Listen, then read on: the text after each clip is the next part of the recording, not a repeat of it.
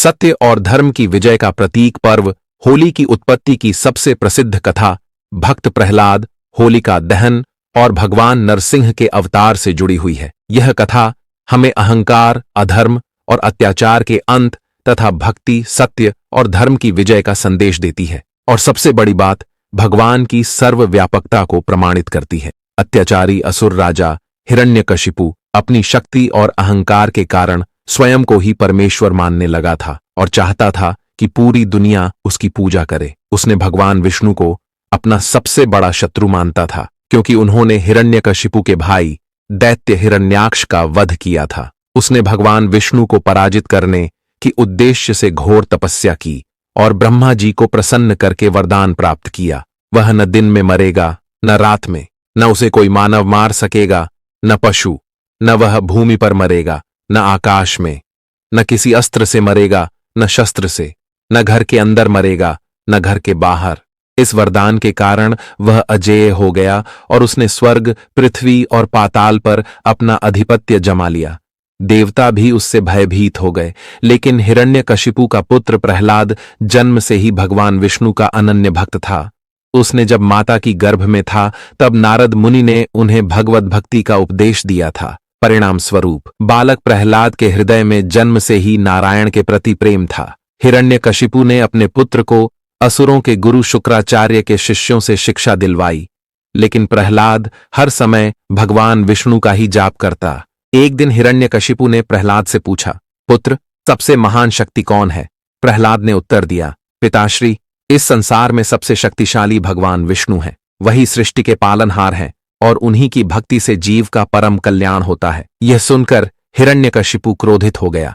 उसे यह सहन नहीं हुआ कि उसका पुत्र उसी भगवान की स्तुति कर रहा है जिसे वह अपना शत्रु मानता है।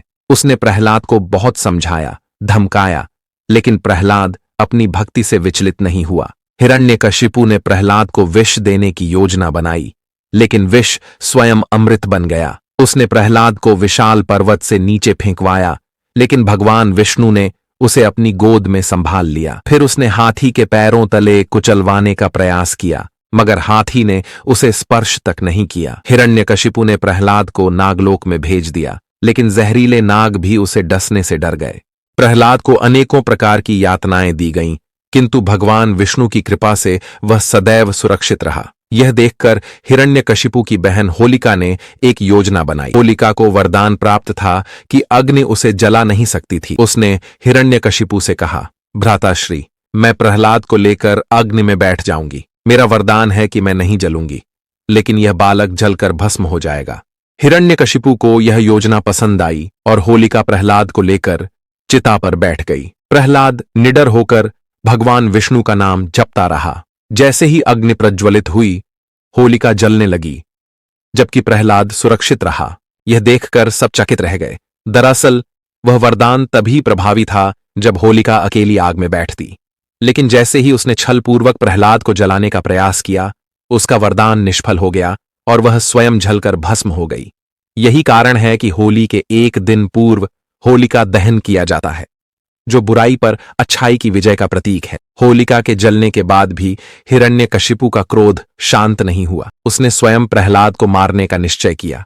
उसने प्रहलाद से पूछा, तेरा वह विष्णु कहाँ है? प्रहलाद ने उत्तर दिया, भगवान सर्वव्यापी हैं, वह कण कण में विद्यमान है। हिरण्यकशिपु क्रोधित होकर बोला, तो क्या वह इस खंभे में भी है?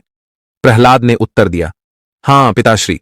हिरण्यकशिपु ने गदा उठाकर उस खंभे पर प्रहार किया। तभी एक भयंकर गर्जना हुई, खंभा टूट गया और उसमें से भगवान नरसिंह प्रकट हुए। उन्होंने आधा सिंह और आधा मानव का रूप धारण किया, जिससे ब्रह्मा जी का दिया हुआ वरदान भी भंग नहीं हुआ। उन्होंने संध्या समय, जब न दिन था न रात, हिरण्यकशिपु को अपने गोद में उठाया। वह न भूमि पर था न आकाश में। भगवान नरसिंह ने अपने नखों से उसका सीना चीर दिया, जो न किसी अस्त्र से हुआ न किसी शस्त्र से। इस प्रकार हिरण्यकशिपु का अंत हुआ। देवताओं ने आनंद मनाया, पृथ्वी को अत्याचार से मुक्ति मिली और प्रहलाद को राज्य प्राप्त हुआ। इस कथा के कारण रंगों का पर्व होली हमें प्रेम, सद्भाव और हर क्षण भगवान की स्मरण की सीख देता है और यह भी शिक्षा देती है, बुराई कितनी भी बलवान क्यों न हो, अंततः विजय सच्चाई की ही होती है।